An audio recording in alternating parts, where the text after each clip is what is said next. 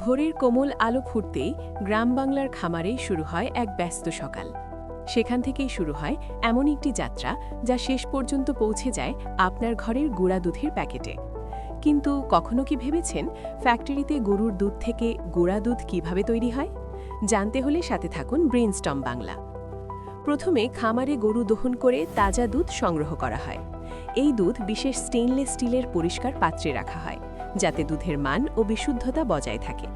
এরপর বড় বড় ট্যাঙ্কার ট্রাকে করে সেই তাজা দুধ পাঠানো হয় আধুনিক দুধ প্রক্রিয়াজাতকরণ ফ্যাক্টরিতে। ফ্যাক্টরিতে পৌঁছানোর পর প্রথমেই শুরু হয় দুধের গুণগত মান পরীক্ষা। বিশেষ ল্যাবরেটরি যন্ত্রের মাধ্যমে দেখা হয় দুধটি বিশুদ্ধ কিনা এবং এতে কোনো ক্ষতিকর উপাদান আছে কিনা।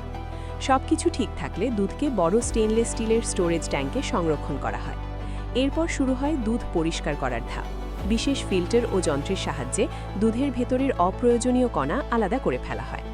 তারপর দুধকে গরম করা হয় একটি গুরুত্বপূর্ণ প্রক্রিয়ায়, যাকে বলা হয় পাস্তুরাইজেশন।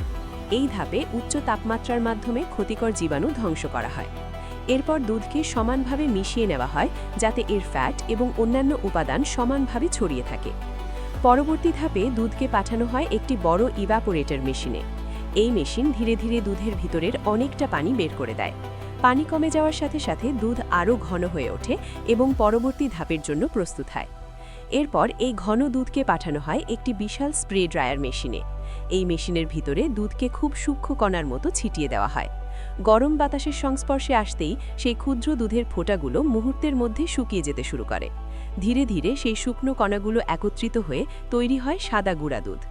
এরপর এই গুঁড়া দুধ ঠান্ডা করা হয় এবং বিশেষ যন্ত্রের মাধ্যমে ছেঁকে নেওয়া হয়, যাতে এর গুণগত মান ঠিক থাকে।